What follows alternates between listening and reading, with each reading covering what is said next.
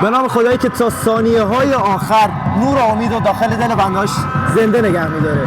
سلامی گرم به شما ورزش دوستا، مخصوصا فوتبال دوستا. از اینجا ورزشگاه حافظی با دیدار دو تیم گلگهر سیرجان و فجر شهید سپاسی به میزبانی شیراز بزرگ در خدمت شما است.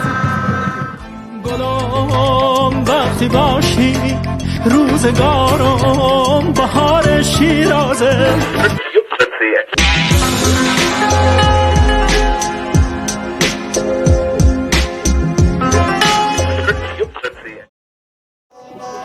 در ابتدای کلام گفتم به نام خدایی که تا ثانیه‌های آخر امید رو در دل زنده نگه می‌داره. خیلی خوب فوتبالی‌ها معنی این امید و انگیزه معجزه رو می‌دونن. شاید خیلی از شما الان ذهنتون رفته باشه سمت بازی PSG بارسلونا داخل چمپیونز لیگ یا اصلا 2 فصل قبل بازی منسیتی مقابل رئال و کامبکشون، در صورتی که فقط 1% تا دقیقه 90 امید و شانس به برگشت و پیروز شدن داشتن. اما من میخوام یه مثال خیلی نزدیکتر رو بزنم، جایی که 9 مهر 95 تو همین ورزشگاه حافظیه قشقایی موفق شد تیم پرستاره برانکو رو در ضربات پنالتی در جام حذفی شکست بده. اجازه میده زاهدی زاهدی با پای چپ میزنه و میگیره اسدی میگیره و حالا تیم قشقایی بازی رو میبره. اتفاق عجیب در جام حذفی فوتبال کشورمون، قشقای شیراز پرسپولیس تهران رو شکست میده. امروز دوباره جام حذفی ورزشگاه حافظی میزبان یه بازی بین دو تیم خوب، فجر سپاسی که یکی از مدعیای صعود به لیگ برتره و گلگهری که انصافا این فصل تیم خیلی خوبی رو چیده با سرمربی خارجیش و بازیکن‌های خوبی که داره. دو تیمی که شاید از لحاظ داشتن مهره و پتانسیل بازیکنی گلگهر کفه ترازی سنگین‌تری رو داشته باشه، اما روی سطح این فجر سپاسی که حرف بر میزنه.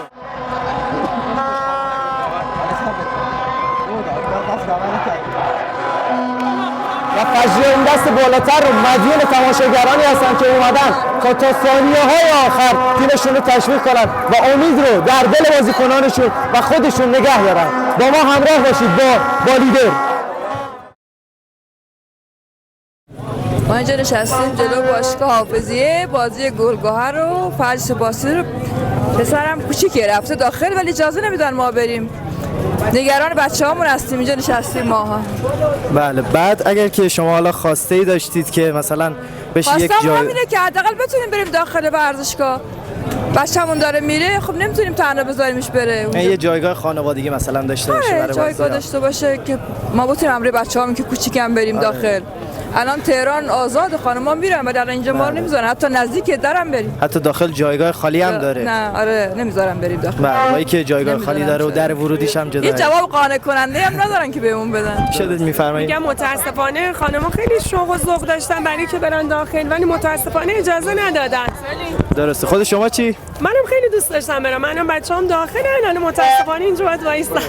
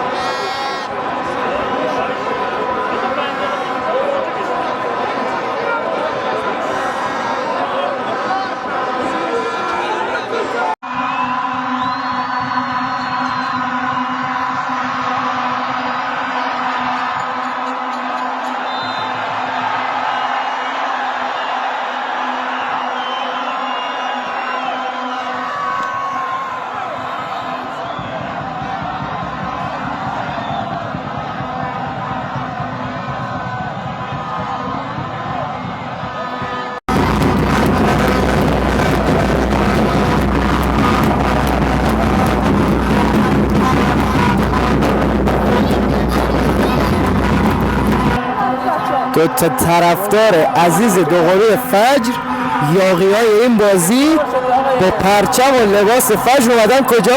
دقیقاً لونه زنبور. دقیقاً اومدن جایی که طرفدارای گلگهر هستن. اسمتون چیه؟ همتا عفیفی. اسم شما؟ هستی عفیفی. بازی چند میشه؟ به نظرم 2-1 به نفع حد. تو چی؟ به نظر منم 2-1 به نفع فرد. سلام آقا. از کجا اومدی؟ سلام به مردم شهر شیراز از سیرجان. بازی چند میشه؟ بازی 2-2.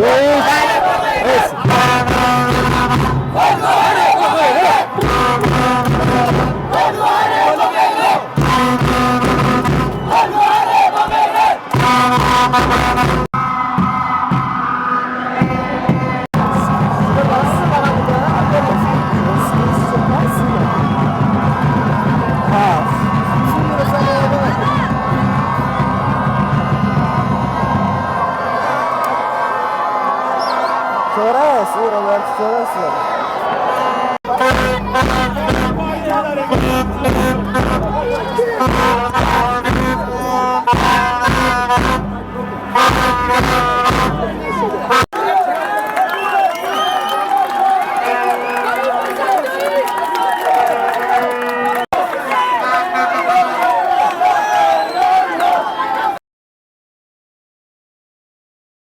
این از بازی امروز فجر سپاسی و گلگهر، جایی که فجری‌ها با وجود امید زیادی که داشتن و ورزشگاه رو تقریبا پر کردن، اما متاسفانه با شکست روبرو شدن.